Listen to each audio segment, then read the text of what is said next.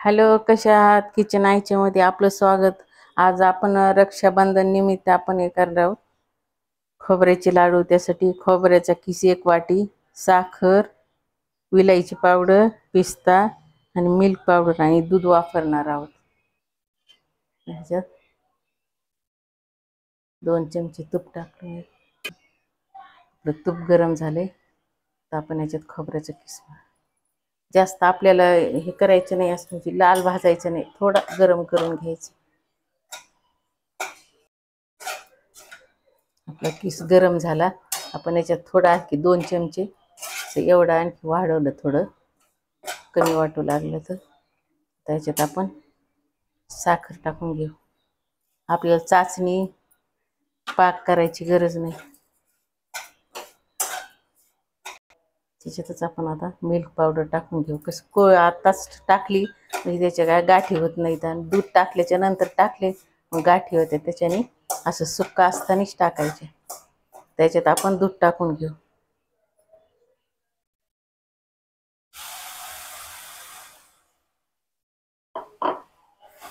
आपल्याला दूध लागण टाकायचं, एकदम टाकायचं नाही, लागलं तर आणखी टाकायचं.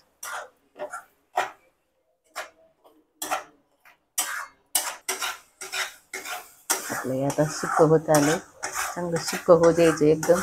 नारळ असं कचकच नाही लागलं पाहिजे आपल्याला हाताने.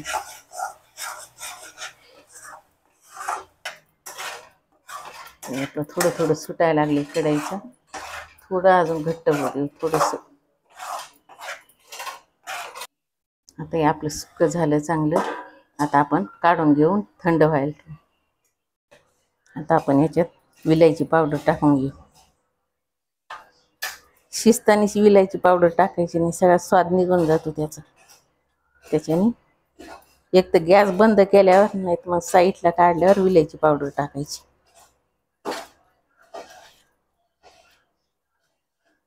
आता आपण याची लाडू वळून घेऊ. आपले थंड झाले तर आपण याला आपाप तूप जास्त टाकायची गरज नाही.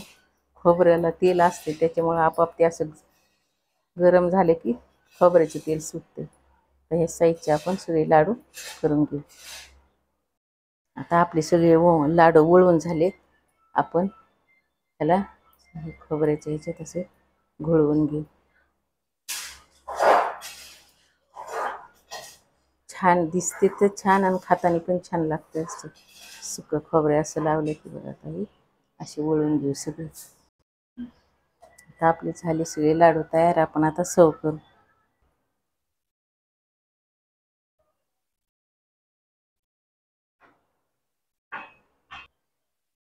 चला तर, किचन आईचे मधले आपले खोबऱ्याचे लाडू तयार झाले. रक्षाबंधन, नारळी पौर्णिमा सर्वांना शुभेच्छा. असे करून पहा, खा, लाईक करा, शेअर करा.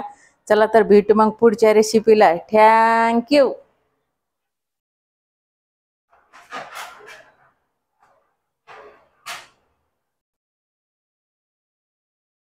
बस.